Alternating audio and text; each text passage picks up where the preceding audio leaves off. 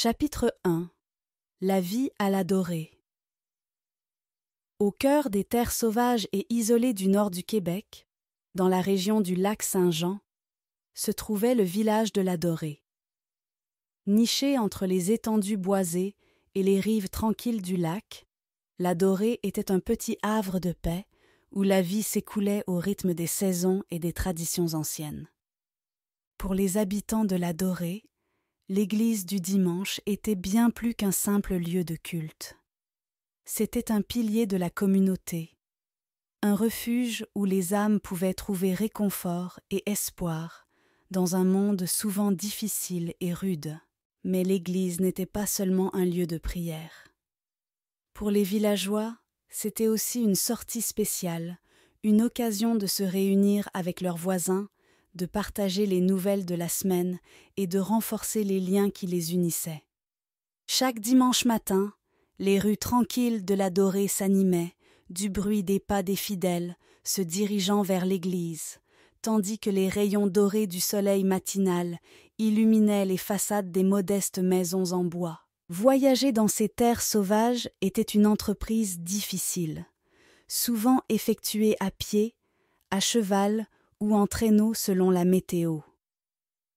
Eva et sa famille ne vivaient pas dans le village de la Dorée, mais plutôt au nord, dans les terres cultivées à 1 heure de route à cheval. Leur vie était dure, mais simple, imprégnée du rythme naturel de la terre et marquée par une profonde connexion avec la nature qui les entourait.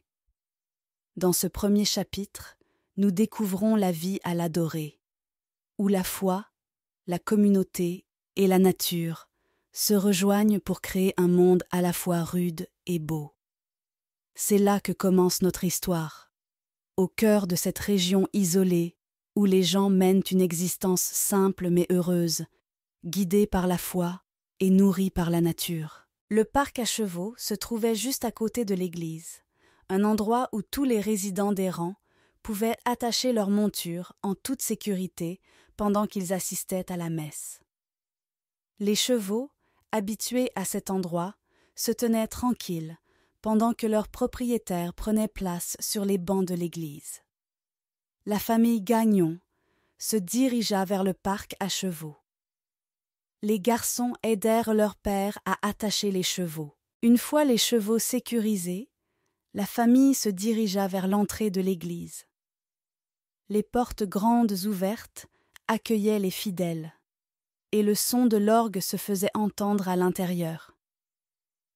Les bancs étaient déjà occupés par les paroissiens, mais il restait de la place pour la famille Gagnon. Ils se frayèrent un chemin entre les bancs, saluant discrètement les autres résidents du rang en passant. Enfin, ils atteignirent leur banc réservé, où Eva les attendait déjà. Les garçons s'installèrent d'un côté de leur père, tandis que Laura et Eva prirent place de l'autre côté. Une fois assis, ils se préparèrent mentalement pour la messe à venir, prêts à écouter les paroles du prêtre et à participer à la célébration religieuse. Thomas. C'était bien de te revoir à l'église, Eva. Ça faisait un moment. Luc. Oui, ça fait plaisir de retrouver nos habitudes familiales. Georges. Allons-y doucement sur ce chemin chaotique. Il est temps de rentrer à la maison et de profiter du reste de la journée ensemble. Georges. Ah, Eva, regarde ces nuages sombres qui s'accumulent à l'horizon. On dirait bien qu'une tempête se prépare. Eva. Oui, papa. Le ciel est chargé. Espérons que nous rentrerons à la maison avant qu'il ne commence à pleuvoir. Georges. C'est vrai. Il vaut mieux éviter de se retrouver sous l'orage. Tu as aimé le sermon du curé aujourd'hui, Eva? Oui, papa. C'était un sermon très inspirant. Le curé a parlé de l'importance de la solidarité et de l'entraide dans notre communauté. Georges. Exactement. C'est des valeurs importantes que nous devons toujours garder à l'esprit. Tu as remarqué les nouveaux visages à l'église aujourd'hui? Eva. Oui, papa. j'ai vu quelques nouvelles familles. C'est agréable de voir notre paroisse accueillir de nouveaux membres. Georges. En effet, c'est un signe de croissance et de vitalité pour notre village. Espérons qu'ils se sentent bienvenus parmi nous. Eva. Oui, j'espère aussi. Ils enrichiront sûrement notre communauté de leurs histoires et de leurs expériences. Georges. Absolument. Nous avons tous à apprendre les uns des autres. Ah, voilà notre cheminée qui fume à l'horizon. Nous sommes presque arrivés à la maison. Georges. Bon les garçons, c'est l'heure de s'occuper des chevaux. On doit les rentrer à la grange et leur donner du fourrage. Thomas. D'accord, papa, on s'en occupe. Luc. Oui, on va les rentrer et leur donner à manger. Georges. Très bien. Assurez-vous de bien brosser les chevaux avant de les attacher à l'écurie. Thomas. Pas de souci, papa, on sait quoi faire. Luc. Oui, on a l'habitude maintenant. Georges. Parfait. Et n'oubliez pas de vérifier leurs sabots pour voir s'ils ont besoin d'être ferrés. Thomas. Entendu, on va jeter un œil. Luc. Oui, on va s'en occuper. Georges. Bon travail, les garçons. Les chevaux comptent sur vous pour être bien soignés. Thomas. Ne vous inquiétez pas, papa, on prendra bien soin d'eux. Luc. Oui, on les aime bien, nos chevaux. À l'intérieur de la maison, les deux femmes discutent. Eva.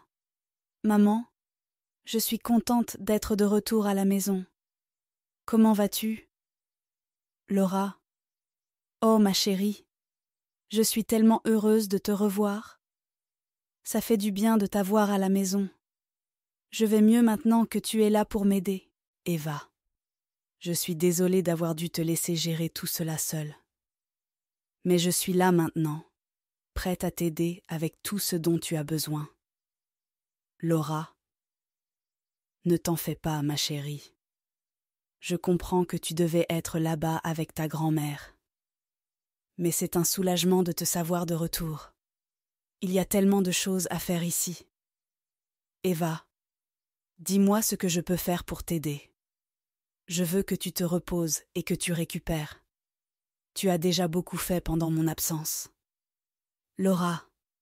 Merci, Eva. Je vais bien mieux avec toi à mes côtés. Nous allons prendre les choses en douceur et nous occuper des tâches ensemble. Chapitre 2. À la maison. Après un mois passé à Saint-Prime avec ses grands-parents maternels, Eva est de retour chez elle à la Dorée. La plupart de sa famille semble très intéressée à écouter ses récits de voyage, et Eva prend plaisir à leur raconter ses aventures dans le village voisin. Située au cœur des bois, la maison des Gagnon est modeste mais confortable.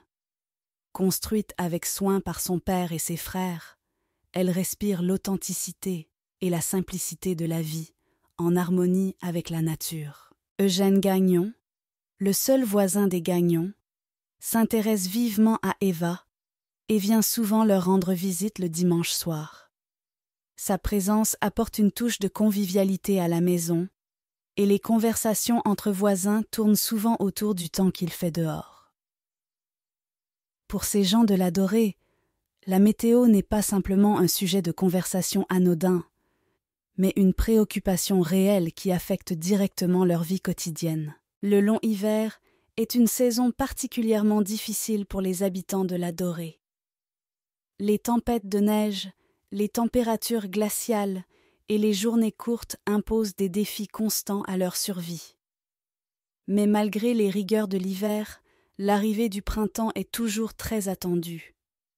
C'est un moment de renouveau et d'espoir, où la nature reprend vie et où les gens de la Dorée peuvent enfin tourner la page sur les longs mois d'hiver. Dans ce chapitre, nous découvrons la vie quotidienne des Gagnons à la Dorée, où le temps et la saison jouent un rôle central dans la vie de la communauté. C'est un monde où les liens entre voisins sont forts et où la solidarité est essentielle pour faire face aux défis de la vie dans les bois du nord du Québec. Luc. Alors, Eva, nos cousins à Saint-Prime sont-ils toujours de bons garçons? Je me demande ce qu'ils ont fait de nouveau cette année. Eva. Eh bien, les garçons, nos cousins vont bien. Ils ont grandi un peu depuis la dernière fois que nous les avons vus. Oh, et ils ont aussi un nouveau chiot, un adorable petit labrador. Thomas. Un chiot, ça doit être génial, j'aimerais bien avoir un chien aussi. Eva. Oui, ce serait amusant. Et tu sais, ils ont maintenant un petit marché dans le village. Un magasin général où l'on peut trouver presque tout ce dont on a besoin. Luc. C'est super. Ça doit rendre la vie plus pratique là-bas. Eva. Exactement. Et à Saint-Félicien, il y a encore plus de changements. Ils ont construit de nombreuses nouvelles maisons et ils continuent de rénover leur église. C'est impressionnant de voir à quel point les choses changent dans nos villages voisins. Eugène Gagnon, le voisin le plus proche de la famille Gagnon, fait une apparition à la porte de leur modeste demeure. Son visage arbore un sourire chaleureux, mais ses yeux trahissaient une certaine nervosité mêlée d'espoir. Il avait toujours été un prétendant de longue date pour Eva, mais elle cherchait parfois à éviter ses avances, ne sachant pas vraiment comment gérer ses sentiments à son égard. Eva, occupée à préparer le souper avec sa mère, sentit son cœur battre un peu plus vite en apercevant Eugène à la porte. Elle se tourna vers lui avec un sourire poli, mais son regard dévia rapidement vers les casseroles sur le feu. « Eva ? Bonjour Eugène, comment vas-tu aujourd'hui ?»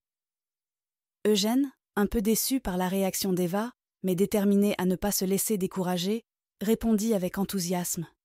« Eugène. Bonjour Eva. Je vais bien, merci. J'espérais juste pouvoir passer un peu de temps en votre compagnie ce soir. Ça fait longtemps qu'on n'a pas discuté, tu ne trouves pas ?» Eva hocha la tête, un peu mal à l'aise. Elle savait que les intentions d'Eugène étaient sincères, mais elle n'était pas sûre de ses propres sentiments à son égard. Elle se promit de rester polie mais réservée, ne voulant pas encourager ses avances de peur de blesser ses sentiments. « Eva, je suis désolée, Eugène, mais nous sommes un peu occupés ce soir, » répondit Eva doucement. « Peut-être une autre fois. » Laura s'empresse de reprendre la conversation. « Laura, bonjour, Eugène. Nous allons bien, merci. Et toi ?» Eugène. « Très bien, merci. » Eva, ça fait un moment qu'on ne t'a pas vue. Tu as passé du temps chez tes grands-parents, n'est-ce pas? Eva. Oui, en effet. C'était un mois bien occupé là-bas. Eugène. J'espère que tu as apprécié ton séjour. Tu nous as manqué ici. Eva. Merci, Eugène. Oui, ça fait du bien de retrouver la maison et la famille. Excuse-moi, je suis un peu distraite en préparant le souper. Comment va ta journée? Eugène. Pas de souci. Ma journée se déroule bien. Je me suis dit que je passerais vous dire bonjour avant que la nuit ne tombe. J'espère ne pas interrompre vos préparatifs. Laura. Non, pas du tout. C'est gentil à toi de passer nous voir. Nous sommes heureux de te voir. As-tu besoin d'aide pour quelque chose? Eugène. Non, merci Laura. Je vais bien. Je vais juste rester un moment pour discuter avec vous tous, si cela ne vous dérange pas. Laura. Bien sûr, nous sommes ravis de ta compagnie. Asseyez-vous, voulez-vous? La conversation se poursuit alors que Eva jongle entre les tâches de préparation du souper, échangeant des banalités avec Eugène tout en restant un peu distraite. Dans la chaleur tamisée de la cuisine, Eva et sa mère ont préparé la table pour le souper. Les discussions se poursuivaient tard dans la soirée, tandis que la famille Gagnon partageait un repas simple mais nourrissant. Laura, la mère d'Eva, évoquait les dernières nouvelles du village, tandis qu'Eva écoutait avec attention, ajoutant occasionnellement son opinion. Pendant ce temps, Eugène, un peu déçu par le manque d'attention qu'Eva lui avait accordé, se préparait à quitter la demeure des Gagnon. Il avait espéré pouvoir passer plus de temps en sa compagnie, mais comprenait qu'elle était occupée avec les tâches domestiques. Après le repas, la table fut débarrassée et chacun vaqua à ses occupations avant d'aller se coucher. Eva, replongée dans ses pensées, se demandait si elle avait agi correctement envers Eugène. Elle se sentait à la fois coupable de l'avoir déçu et soulagée de ne pas avoir à gérer ses avances pour le moment. Laura, quant à elle, observait sa fille avec une tendresse mêlée d'inquiétude. Elle savait qu'Eva avait beaucoup sur le cœur, mais elle ne voulait pas la presser de partager ses préoccupations. Elle espérait simplement que sa fille trouverait le réconfort dont elle avait besoin pour surmonter ses tourments intérieurs. Alors que la nuit avançait lentement, chacun se retirait dans sa chambre, laissant derrière eux une cuisine silencieuse, emplie des murmures apaisants de la nuit. L'hiver s'était installé rapidement dans la contrée, enveloppant la campagne d'un manteau de neige immaculé. Les journées s'écoulaient paisiblement pour la famille Gagnon, rythmées par les habitudes et les routines quotidiennes. Chaque matin, ils se levaient pour affronter le froid mordant, vaquant à leurs tâches avec détermination. Cependant, cet hiver-là fut plus rude que les précédents. Les tempêtes de neige se succédaient, ensevelissant la région sous d'épaisses couches de neige.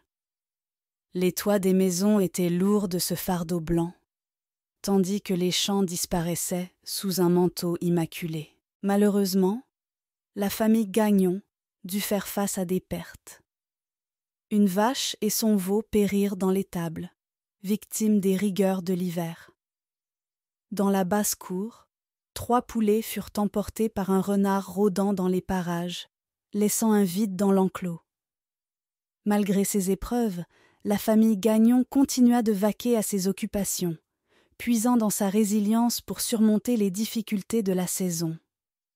Pour eux, c'était simplement un hiver comme les autres, avec ses hauts et ses bas, ses joies et ses peines, mais toujours empreint de la même détermination à affronter les défis de la vie à la campagne. Chapitre 3.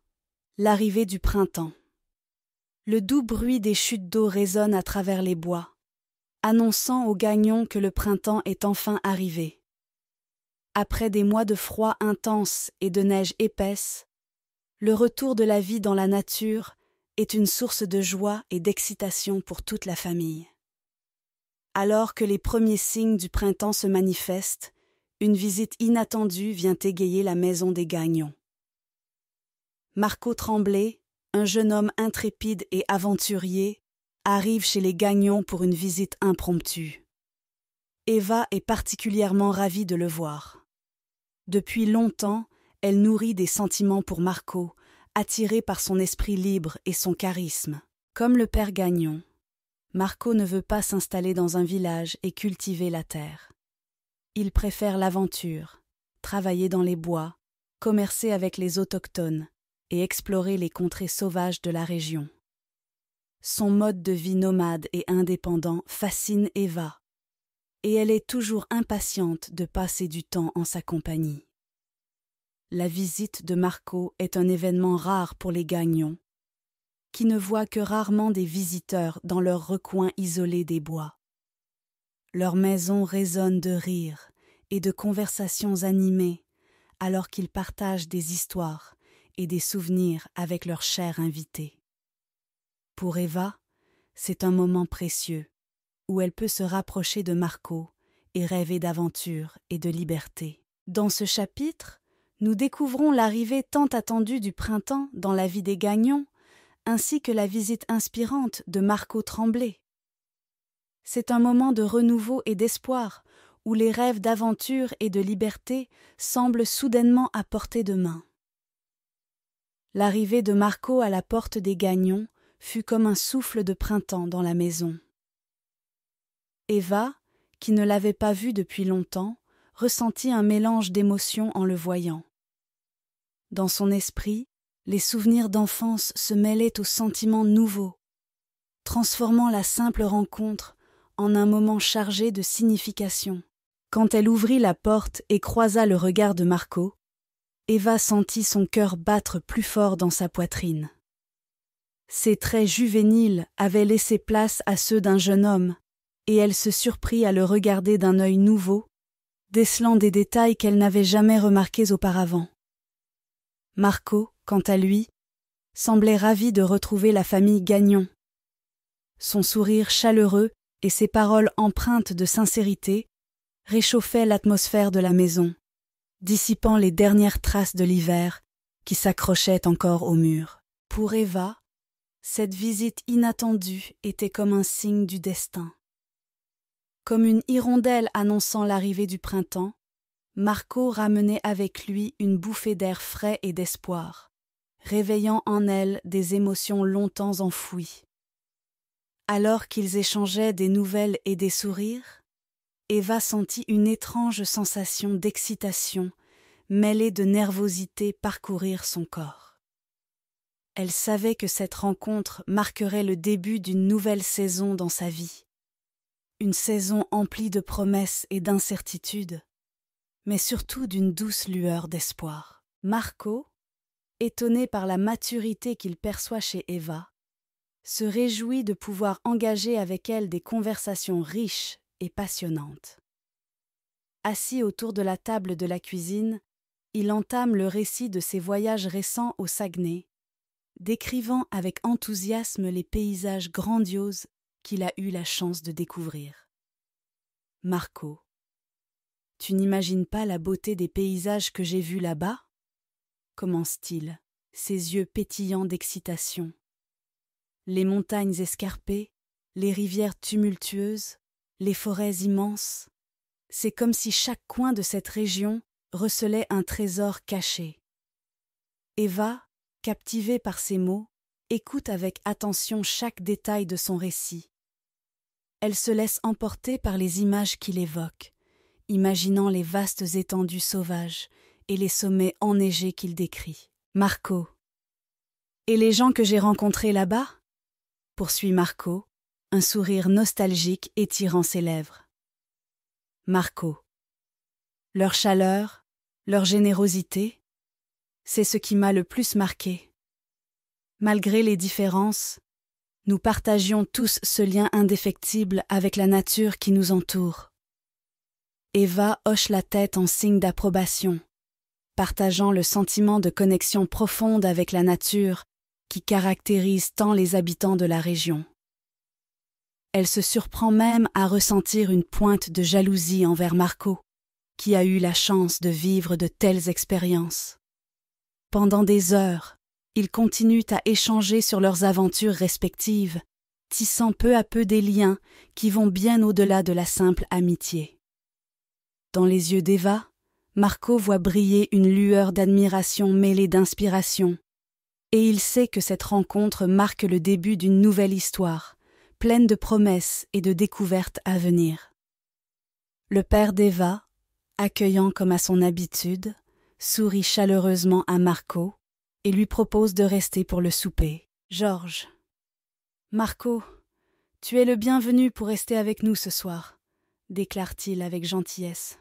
« Nous avons assez de place à la maison pour te loger confortablement. » Marco, reconnaissant de l'invitation, incline la tête en signe d'appréciation. Cependant, il semble hésitant. « Marco, merci beaucoup pour votre hospitalité, » répond-il poliment. « Mais je me sens plus à l'aise de passer la nuit dans la grange. C'est une pratique à laquelle je suis habitué lors de mes voyages. » Le père d'Eva acquiesce avec compréhension.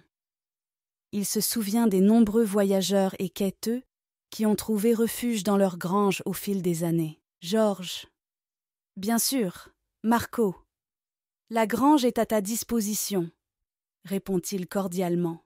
« Nous allons préparer un endroit confortable pour que tu puisses passer la nuit. » Eva, discrète mais attentive à la conversation, hoche silencieusement la tête en signe d'approbation. Elle admire la modestie et l'indépendance de Marco, ainsi que la générosité de son père à lui offrir l'hospitalité, même dans des circonstances plus simples. Ainsi, après un délicieux repas partagé en famille, Marco se retire dans la grange pour passer la nuit, remerciant une fois de plus les Gagnon pour leur accueil chaleureux. Eva, se réveillant soudainement assoiffée au milieu de la nuit, quitte discrètement sa chambre et se dirige vers la cuisine pour se désaltérer. Alors qu'elle se fraye un chemin à travers l'obscurité tranquille de la maison endormie, elle aperçoit une silhouette assise sur les marches menant à la porte d'entrée. C'est Marco. Sa présence inattendue intrigue Eva. Elle s'approche lentement, essayant de ne pas faire de bruit pour ne pas le déranger. Marco semble perdu dans ses pensées, contemplant silencieusement l'obscurité de la nuit. Eva hésite un instant, se demandant si elle devrait l'interrompre ou simplement poursuivre son chemin. Finalement, sa curiosité l'emporte sur elle, et elle décide de s'approcher de lui. « Eva, Marco ?» murmure-t-elle doucement, ne voulant pas le surprendre. Marco, surpris de voir Eva, se tourne vers elle avec un sourire aimable. Marco. « Oh, bonsoir Eva », répond-il, son regard se posant sur elle avec une lueur de surprise agréable. « Eva, je ne pensais pas te déranger. Je voulais juste profiter du calme de la nuit et contempler les étoiles. » Eva sourit timidement, se tenant sur le balcon à côté de lui. Marco. « Non, tu ne me déranges pas du tout, » répond-il, ses joues prenant une légère teinte rosée dans l'obscurité. Eva. « C'est juste que je ne pouvais pas dormir et j'ai pensé sortir un instant. » Ils restent silencieux un moment, admirant ensemble le spectacle des étoiles scintillantes au-dessus d'eux. Marco. « C'est magnifique, n'est-ce pas ?» murmure Marco, rompant finalement le silence. Marco. « La nuit, le ciel étoilé. Cela me rappelle la beauté et la simplicité de la vie. » Eva hoche la tête, captivée par ses paroles. Eva. « Oui, c'est vraiment magnifique, » acquiesce-t-elle. Eva. « Ça me fait me sentir libre d'une certaine manière. » Le regard de Marco se pose sur elle avec douceur. « Marco, tu es une personne spéciale, Eva, » dit-il avec sincérité. Marco. « Ta passion pour la vie, ta gentillesse, c'est rafraîchissant. » Eva détourne le regard, se sentant submergée par l'intensité de ses paroles. Eva. « Merci, Marco, » murmure-t-elle, un léger sourire se formant sur ses lèvres. Eva. « C'est gentil à toi de dire ça. » Ils continuent à parler doucement, partageant des pensées et des sentiments sous le ciel étoilé, savourant la compagnie tranquille de l'autre dans la sérénité de la nuit. Marco sent le léger tremblement qui traverse le corps d'Eva. Sans hésiter, il attrape doucement ses mains et les porte à ses lèvres, les réchauffant avec douceur. Marco. « Tu as froid ?» demande-t-il, sa voix empreinte de préoccupation. Eva secoue la tête légèrement, se sentant soudainement gênée par l'attention qu'il lui porte. Pourtant, elle ne retire pas ses mains des siennes, appréciant la chaleur rassurante de son contact. Eva. « Non, ce n'est rien, » murmure-t-elle, sentant son cœur battre un peu plus vite à chaque battement de paupières. Marco la regarde intensément, comme s'il cherchait quelque chose dans ses yeux sombres. Puis, après un moment, il lui adresse un sourire tendre. « Marco, tu sais, Eva, je suis heureux d'être ici. » Ses paroles sont douces, presque chuchotées, empreintes d'une sincérité touchante. Eva se sent émue par sa déclaration. Elle répond avec un léger sourire, sentant un lien spécial se former entre eux, dans l'obscurité de la nuit. Eva. « Moi aussi, Marco. » Sa voix est à peine plus qu'un murmure, mais elle sait qu'il l'entend. Et dans ce moment, Ils partagent un instant de connexion profonde, un moment qui restera gravé dans leur esprit pour longtemps. Eva sent une pensée audacieuse traverser son esprit, mais elle se retient de la verbaliser. Elle se lève avec précaution, libérant doucement ses mains de celles de Marco. « Eva, je dois retourner dans ma chambre avant que quelqu'un ne remarque ma présence ici avec toi. » Murmure-t-elle, ses paroles chargées d'une légère tristesse. Elle jette un dernier regard à Marco, capturant l'image de son visage éclairé par la lueur de la lune à travers la fenêtre. Puis, sans attendre de réponse, elle se détourne et s'éloigne, se fondant dans l'obscurité de la nuit. Marco la regarde partir, se sentant soudainement seul dans la grange silencieuse. Il reste assis là, perdu dans ses pensées, se demandant ce que l'avenir leur réserve à lui et à Eva. Le lendemain, Marco aura repris sa route. Chapitre 5 : La saison des bleuets. L'été s'installe paisiblement à la Dorée, marquant le début de la saison des bleuets, une période d'activité intense pour les habitants de la région. Pour les Gagnons et leur entourage, cette saison revêt une importance particulière, car elle offre l'occasion de récolter les délicieux petits fruits sauvages qui poussent en abondance dans les bois environnants. À l'approche de la fête de Sainte-Anne, les Gagnons se préparent à accueillir des visiteurs pour une veillée mémorable. Parmi les invités se trouve Eugène Gagnon, le fidèle voisin des Gagnons, ainsi que Marco Tremblay. Eugène et Marco sont tous deux intéressés par Eva, et chacun possède des traits qui le distinguent des autres. Pendant la cueillette des bleuets, Marco et Eva trouvent un moment pour discuter en tête-à-tête. C'est là que Marco exprime à Eva ses sentiments à sa manière, lui demandant de patienter jusqu'au printemps prochain. Cette déclaration laisse Eva à la fois émue et incertaine de ce que l'avenir lui réserve. Eva se joint aux autres résidents pour la cueillette. Son panier à la main, elle se faufile habilement entre les buissons, récoltant les baies mûres avec délicatesse. Eugène est là, comme à son habitude, mais cette fois, il n'est pas seul. Marco, sur son chemin de retour, s'est également joint à la cueillette. Les deux hommes échangent des plaisanteries amicales pendant qu'ils récoltent les fruits, tandis qu'Eva, se tenant un peu à l'écart, observe la scène avec un mélange d'émotions. La présence de Marco ravive en elle des sentiments qu'elle pensait avoir enfouis. Eva ne peut s'empêcher de ressentir un pincement au cœur en présence de Marco. La journée se déroule dans une atmosphère légère et joyeuse. Marco trouve enfin le courage de parler à Eva de ce qu'il ressent depuis si longtemps.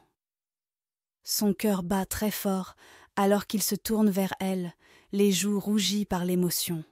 « Marco, Eva » commence-t-il d'une voix légèrement tremblante. « Marco, il est temps que je te dise quelque chose. Depuis le jour où je t'ai revu, mon cœur n'a cessé de te réclamer. Je suis profondément épris de toi. » Eva, surprise par cette déclaration, lève les yeux vers Marco, son propre cœur battant rapidement dans sa poitrine. Elle sent une vague d'émotion l'envahir, alors qu'elle réalise l'ampleur des sentiments de Marco à son égard. Les étoiles, témoins silencieux de tant de rêves et d'espoirs, semblent briller d'un éclat particulier ce soir-là. Eva se perd dans leur lumière lointaine, laissant son imagination prendre le dessus. Elle se remémore les moments partagés avec Marco, chaque éclat d'étoile évoquant une étincelle de leur amour naissant. Dans cet instant de calme et de solitude, Eva se sent plus proche de Marco que jamais.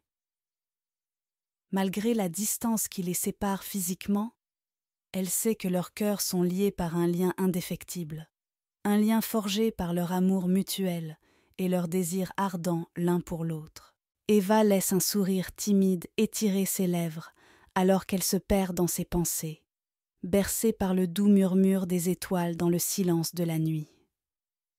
Et dans cet instant précieux, elle sait que peu importe ce que l'avenir lui réserve, son amour pour Marco brille aussi lumineusement que les étoiles qui veillent sur elle. Chapitre 6. L'été. Alors que l'été bat son plein, les champs sont animés par l'activité des hommes, tandis que les femmes s'affairent aux tâches domestiques à la maison. Eva, absorbée par ses pensées, ne peut s'empêcher de songer à Marco en son absence. Son esprit est hanté par les souvenirs de leurs conversations sous les étoiles, de leurs moments partagés au bord du ruisseau et des émotions qu'ils ont partagées ensemble. Dans le calme relatif de la maison, Eva laisse son esprit vagabonder vers l'avenir. Elle rêve d'un mariage fondé sur l'amour véritable, un mariage où elle serait libre de suivre son cœur et ses désirs. Elle se représente les doux échanges de vœux, les étreintes passionnées et les promesses de loyauté éternelle. Eva sait que le chemin vers un mariage d'amour n'est pas facile. Les conventions sociales, les attentes familiales et les pressions de la société pèsent lourdement sur ses épaules. Mais malgré tout, elle refuse de compromettre ses sentiments pour Marco. Pour elle, l'amour est la seule chose qui compte vraiment. Et elle est prête à tout risquer pour être avec celui qu'elle aime. Alors qu'elle poursuit ses tâches quotidiennes, Eva garde dans son cœur l'espoir d'un avenir où elle pourra épouser l'homme de ses rêves et vivre une vie de bonheur et d'épanouissement. Dans ce paysage verdoyant, où la nature déploie toute sa splendeur, le vent souffle avec une douceur exquise, caressant délicatement les feuilles des arbres et créant une mélodie légère qui semble danser avec les oiseaux. Les branches se balancent au rythme de cette brise harmonieuse, tandis que les rayons du soleil filtrent à travers le feuillage, peignant des motifs d'ombre et de lumière sur le sol verdoyant. Les oiseaux, inspirés par cette symphonie naturelle, entament leur propre concert, remplissant l'air de leurs chants mélodieux. Leurs voix s'entremêlent dans une cacophonie harmonieuse, créant une atmosphère vibrante et vivante. Chaque trille, chaque gazouillis semble être une note dans cette symphonie de la nature, apportant une touche de gaieté et de vitalité à ce tableau paisible. Dans ce paysage enchanteur, où la verdure luxuriante rencontre la douce mélodie du vent et le chant joyeux des oiseaux, on ne peut s'empêcher de ressentir une profonde harmonie avec l'environnement qui nous entoure. C'est un tableau d'une beauté intemporelle, où la nature et la musique se fondent en une seule et même expression de vie et de grâce. Dans ces moments de tranquillité, Eva laisse son esprit vagabonder au rythme de la nature qui l'entoure. Les doux murmures du vent et le chant des oiseaux créent une atmosphère envoûtante qui lui permet de s'évader de ses préoccupations quotidiennes. Elle ferme les yeux et se laisse bercer par la symphonie de la nature, se laissant emporter par les vagues sonores qui l'entourent.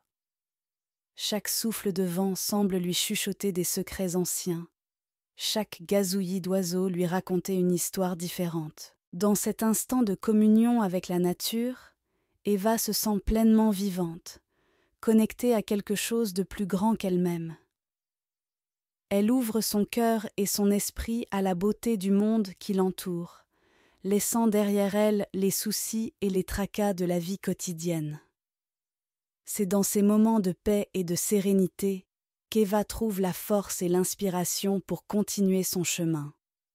Elle sait que, même au milieu des épreuves, la nature sera toujours là pour l'accueillir à bras ouverts, lui offrant son réconfort et sa beauté intemporelle. Chapitre 7. La sécheresse et l'automne. Une terrible sécheresse s'abat sur la région, apportant des conséquences désastreuses pour les Gagnons et les habitants de la Dorée. Les champs desséchés et les puits presque à sec, laissent présager des mois difficiles à venir. Malgré les efforts acharnés de la famille pour préserver leurs récoltes et leurs réserves d'eau, la sécheresse persiste, laissant derrière elle une atmosphère de désespoir et de préoccupation. Alors que l'automne approche, une lueur d'espoir semble poindre à l'horizon avec l'arrivée de la pluie et du vent. Les températures commencent à baisser, mais les précipitations bienvenues ne suffisent pas à compenser les mois de sécheresse qui ont précédé. Les récoltes sont maigres, et l'incertitude règne quant à la capacité des habitants de la Dorée à subvenir à leurs besoins pour l'hiver à venir. Dans ce chapitre, l'automne est dépeint comme une saison d'épreuves et de difficultés pour les Gagnons et leur communauté. Georges. Bon les gars, maintenant que nous avons résolu le problème de l'eau, nous devons nous attaquer à l'entreposage du maïs et de l'orge. Cette année, la récolte a été maigre, alors nous ne pouvons pas nous permettre de perdre le moindre épi. Fils aîné. D'accord, papa. Que devons-nous faire exactement?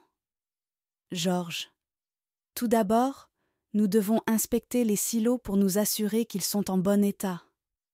Ensuite, nous devons nettoyer l'intérieur pour éliminer toute moisissure ou insecte. Une fois que c'est fait, nous pouvons commencer à remplir les silos avec le maïs et l'orge. Fils cadet. Et que faisons-nous s'il n'y a pas assez de place dans les silos? Georges. Dans ce cas, nous devrons trouver d'autres moyens de stockage. Peut-être que nous pourrions utiliser les hangars ou construire des abris temporaires. L'important est de protéger notre récolte jusqu'à ce que nous en ayons besoin. Fils aîné. Compris, papa. Nous allons nous mettre au travail tout de suite. Georges. Parfait. Je compte sur vous, les garçons. La famille Gagnon ne recule jamais devant un défi, n'est-ce pas? Georges. Bon, les garçons. Il faut qu'on trouve une solution pour remplir le puits d'eau avant l'arrivée des grands froids. On ne peut pas se permettre de rester sans eau pendant tout l'hiver. Fils aîné. Oui, papa. Je suis d'accord. On pourrait peut-être creuser un peu plus profondément pour atteindre la nappe phréatique. Fils cadet. Ou alors, on pourrait utiliser la pompe manuelle pour puiser de l'eau d'une source plus proche et la transporter jusqu'au puits. Georges. Ces deux idées sont bonnes. Creuser plus profondément serait une solution à long terme, mais ça prendrait du temps. Utiliser la pompe manuelle serait plus rapide, mais ça demanderait beaucoup de travail. Fils aîné, je pense qu'on devrait commencer par creuser un peu plus profondément. Ça nous assurera un approvisionnement en eau stable pour les années à venir. Fils cadet. D'accord. Mais en attendant, on pourrait utiliser la pompe manuelle pour avoir de l'eau rapidement. Ça nous éviterait d'avoir à faire des allers-retours jusqu'à la source. Georges. Je suis d'accord avec vous deux. Commençons par creuser le puits un peu plus profondément et en parallèle, utilisons la pompe manuelle pour avoir de l'eau immédiatement. Cela nous assurera d'avoir de l'eau en quantité suffisante pour l'hiver. Georges. Écoutez les garçons, nous devons agir rapidement pour remplir le puits d'eau. Fiston aîné, je vais avoir besoin de toi pour descendre dans le puits et vérifier l'état de la nappe phréatique. Fils aîné. D'accord, papa, je suis prêt. Georges. Et toi, fiston cadet, j'aimerais que tu répares la citerne sur roulette pour qu'elle soit prête à aller chercher de l'eau à la source chez Eugène. Il nous a donné la permission d'utiliser son eau en attendant que le puits soit rempli. Fils cadet. Entendu, papa. Je vais m'en occuper tout de suite. Georges. Très bien. Pendant ce temps, je vais rester près du puits pour t'aider à déplacer le sable une fois que ton frère aura terminé son inspection. Allons-y. Chaque minute compte. Chapitre 8. Les départs et l'hiver. Novembre apporte avec lui le départ des frères Gagnon pour les chantiers forestiers, un événement qui marque le début d'une période difficile pour la famille. Alors que les hommes de la maison se préparent à affronter les rigueurs de l'hiver dans les bois, la maison des Gagnon devient le centre de leur univers. Isolée dans les profondeurs du bois, elle offre chaleur et réconfort à ceux qui y résident, mais aussi une angoisse sourde face aux dangers qui guettent à l'extérieur. Le bois, à la fois beau et hostile, prend une importance primordiale pendant les mois d'hiver. Eva ressent profondément cette dualité lorsqu'elle évoque le caractère méchant du bois. Pour elle, cette méchanceté se manifeste dans les accidents tragiques qui surviennent fréquemment dans les chantiers forestiers, mettant en danger la vie des bûcherons. Son père tente de la rassurer en minimisant les risques encourus par ses frères. Mais Eva ne peut s'empêcher de craindre pour ceux qu'elle aime, en particulier Marco. Dans ce chapitre, l'hiver s'installe comme une période de défi et de solitude pour les Gagnon, confrontés à l'absence de leur fils, parti travailler dans les bois. La maison devient à la fois un refuge contre les éléments et le témoin silencieux des inquiétudes et des peurs qui habitent le cœur de chacun de ses occupants. Georges, mes fils, l'hiver approche, et avec lui vient le temps pour vous de partir pour les chantiers en forêt. La coupe des arbres est facilitée par le gel et la neige épaisse, mais cela comporte aussi des dangers. Avant que vous ne partiez, je veux m'assurer que vous êtes bien préparés et conscients des risques. Fils aîné. Oui, papa, nous sommes prêts à partir. Mais que devons-nous faire pour assurer notre sécurité en forêt? Georges. Tout d'abord, vous devez toujours rester ensemble et ne jamais vous aventurer seul. La forêt peut être dangereuse, surtout en hiver. Ensuite, assurez-vous de toujours porter votre équipement de protection, y compris vos casques et vos bottes robustes. Enfin, suivez les instructions des contremaîtres et soyez vigilants en tout temps. Fils cadet. Compris, papa. Nous ferons attention. Mais tu vas nous manquer et maman aussi. Georges. Vous aussi, mes garçons, vous allez nous manquer. Mais rappelez-vous que votre travail est essentiel pour notre famille. Le salaire que vous gagnerez nous aidera à subvenir à nos besoins pendant votre absence. Soyez forts et travaillez dur. Nous serons là pour vous accueillir à votre retour. Fils aîné. Nous ferons de notre mieux, papa. Nous ne voulons pas vous décevoir. Georges. Je sais que je peux compter sur vous. Allez maintenant. Préparez-vous à partir. Et n'oubliez pas de garder un œil l'un sur l'autre. La famille Gagnon reste unie, même lorsque nous sommes séparés. Georges, ma chère Laura, nos garçons sont prêts à partir pour les chantiers. Ils ont bien retenu les leçons de sécurité et je suis confiant qu'ils sauront se protéger mutuellement. Laura, je sais Georges, mais je ne peux m'empêcher de m'inquiéter pour eux. La forêt en hiver peut être si dangereuse. Georges, je comprends ta préoccupation, ma chère. Mais nous devons avoir confiance en leur formation et en leur bon sens.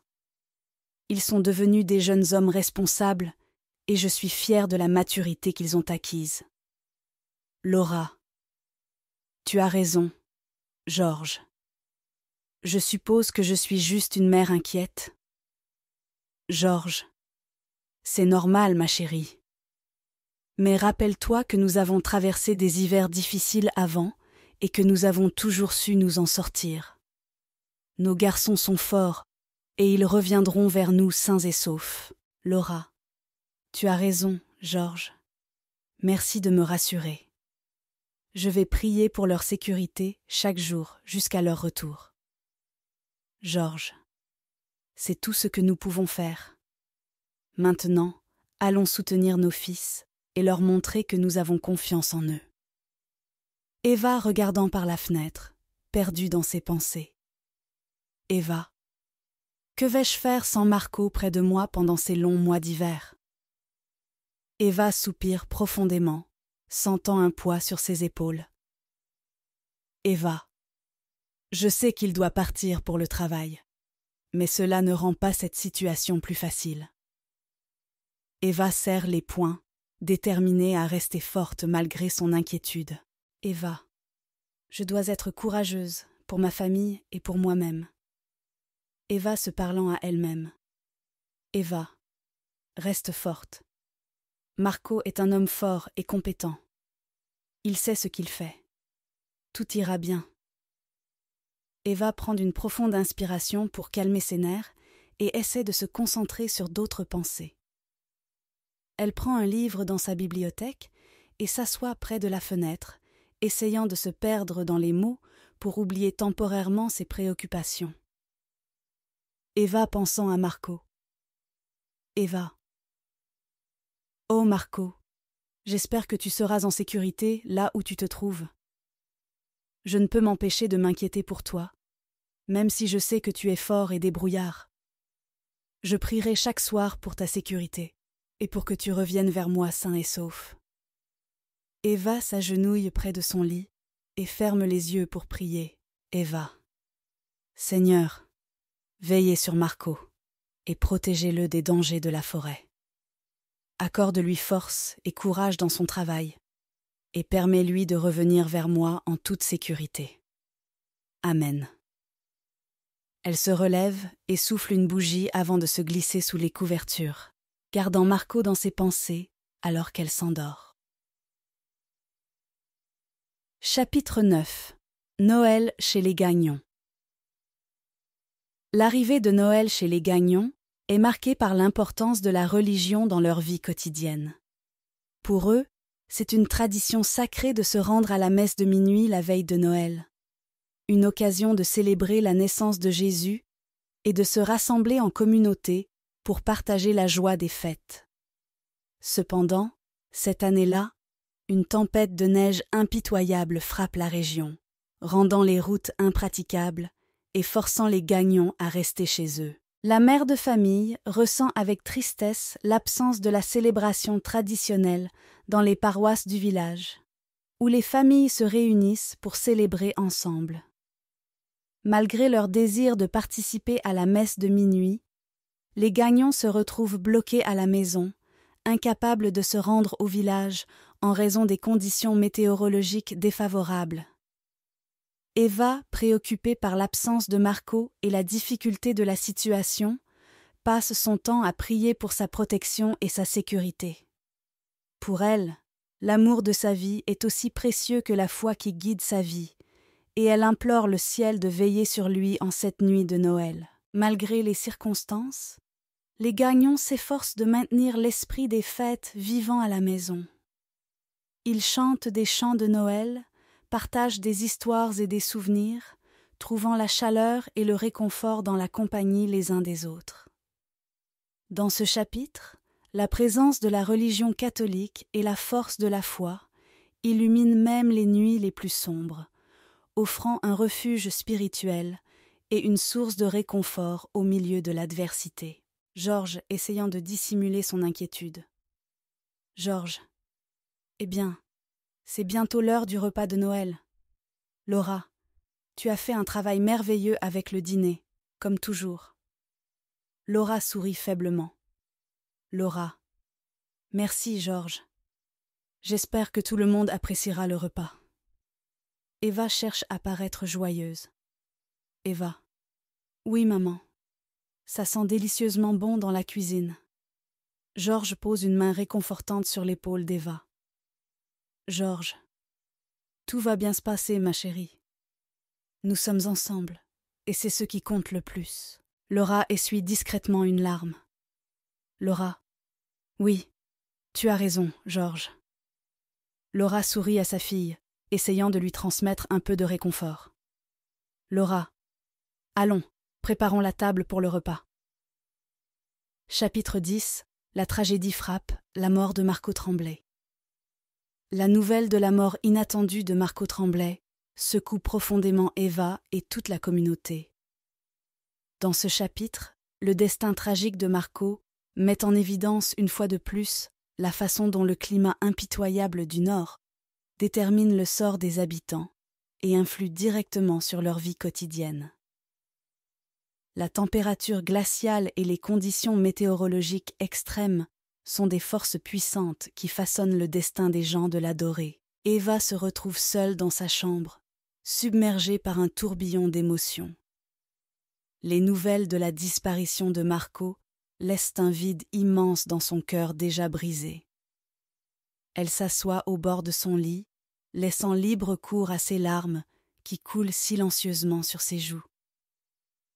Les souvenirs de moments partagés avec Marco affluent dans son esprit. Chaque sourire, chaque éclat de rire résonnant douloureusement dans le silence de sa chambre. Elle serre contre elle un vieux foulard que Marco lui avait offert, laissant sa douce fragrance lui rappeler sa présence. Perdue dans ses pensées, Eva se remémore chaque instant passé avec lui, des promenades dans la forêt aux soirées passées à contempler les étoiles.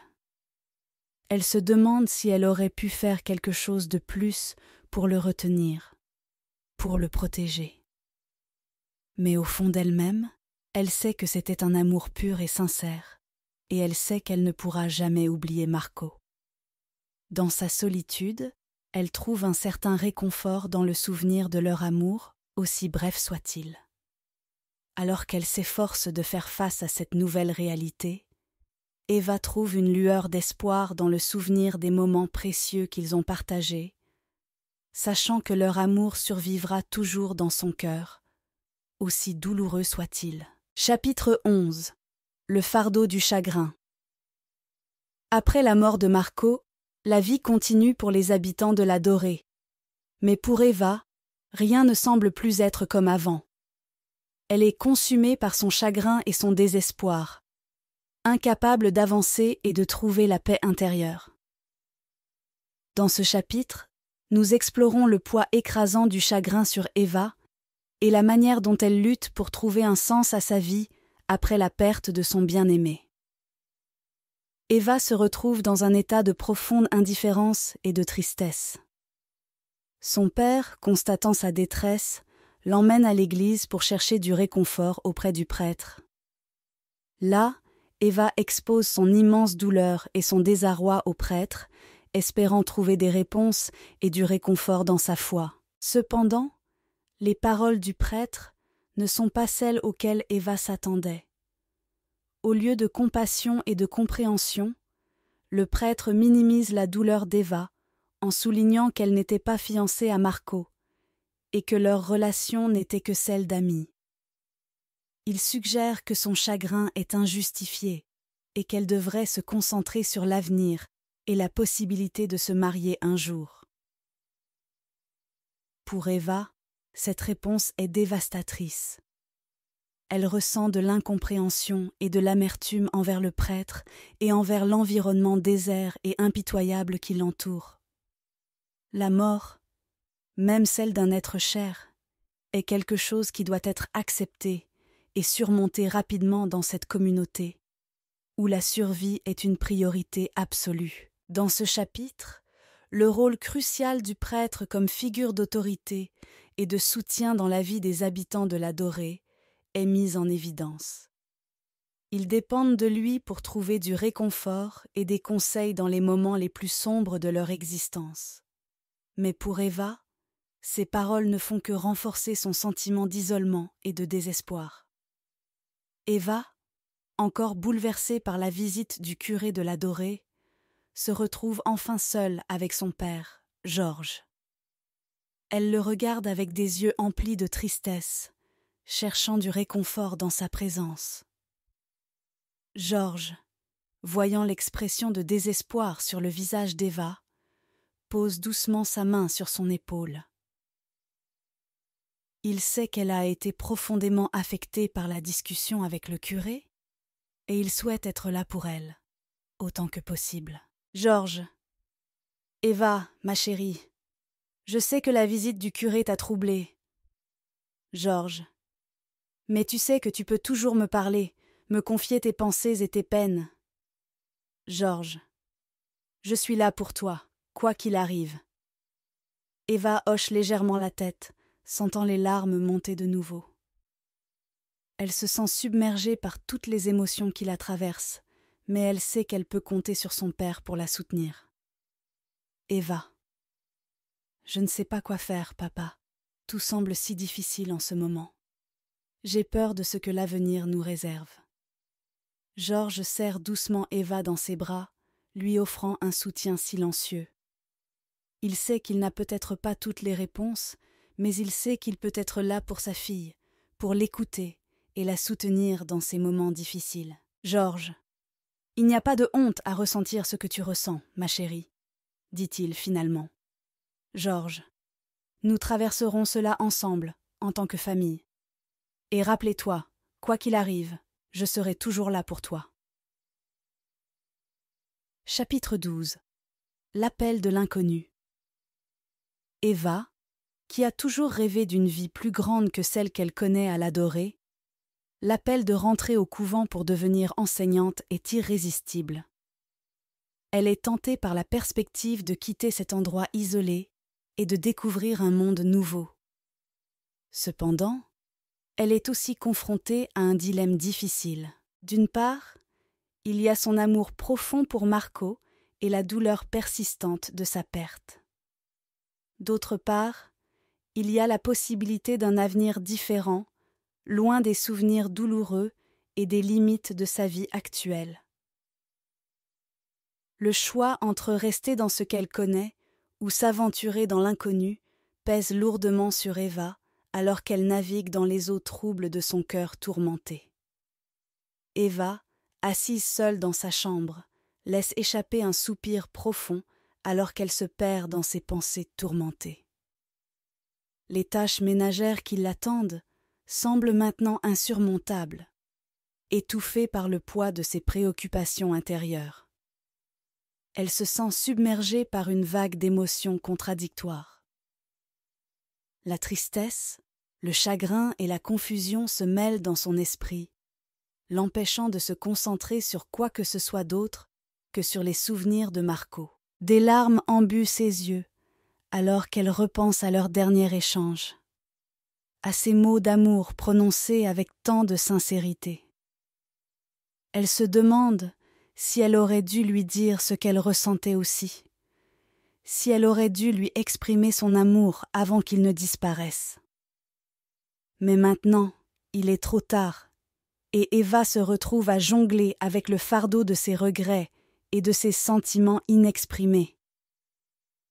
Elle se demande comment elle pourra jamais retrouver la paix intérieure, comment elle pourra continuer à vivre avec ce vide béant dans son cœur. Elle se lève finalement de son lit, déterminée à affronter ses responsabilités malgré son tourment intérieur. Elle sait que trouver la paix ne sera pas facile, mais elle refuse de se laisser submerger par le désespoir. Elle sait qu'elle doit continuer à avancer, même si chaque pas lui semble si difficile à franchir. Chapitre 13. Le poids des conventions. Dans ce chapitre, nous nous concentrons sur Eugène Gagnon et ses intentions envers Eva. Eugène se sent timide et un peu honteux face à Marco, conscient qu'il n'a pas grand-chose à offrir à Eva en comparaison.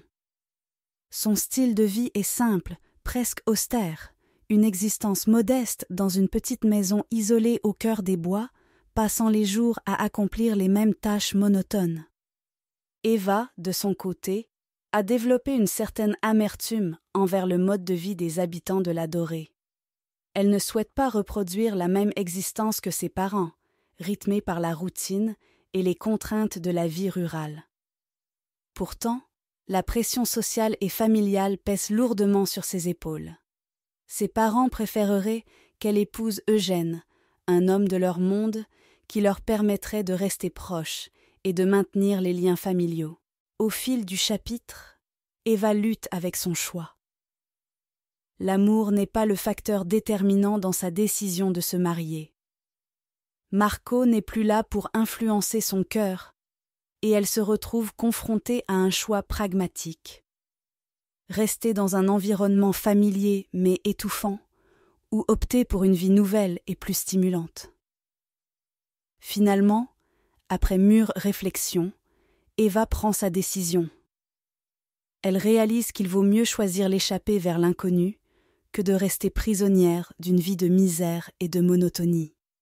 Ainsi, elle choisit la rentrée au couvent, lançant ainsi les bases d'un nouveau chapitre dans sa vie, loin des contraintes et des conventions qui ont étouffé ses rêves pendant trop longtemps. Dans un élan de résolution, Eva prend une décision qui changera le cours de sa vie et celui de sa famille. Après des jours de réflexion et de délibération intense, elle réalise qu'elle doit suivre son cœur et répondre à l'appel qui résonne en elle depuis si longtemps. Elle annonce à ses parents sa décision de rentrer au couvent, de consacrer sa vie à Dieu et de poursuivre une vocation qui la remplit d'une paix et d'une certitude qu'elle n'a jamais ressentie auparavant. Pour Eva, c'est la seule façon de trouver la paix intérieure et de donner un sens à sa douleur et à son chagrin. Bien que ses parents soient surpris et un peu déconcertés par sa décision, ils finissent par accepter et soutenir le choix d'Eva. Ils comprennent que c'est ce qui la rendra vraiment heureuse, même s'ils seront attristés de la voir partir. Eva prépare ses affaires avec détermination, sachant qu'elle laisse derrière elle une vie familiale bien aimée, mais qu'elle embrasse un nouveau chapitre rempli de promesses et d'espoir. Elle sait que le chemin à venir sera semé de défis, mais elle est prête à les affronter avec courage et foi. Alors qu'elle quitte la maison familiale pour se rendre au couvent, Eva ressent un mélange d'excitation et de nervosité. Mais au fond de son cœur, elle sait qu'elle a pris la bonne décision, celle qui lui permettra enfin de trouver la paix et le bonheur qu'elle a tant cherché.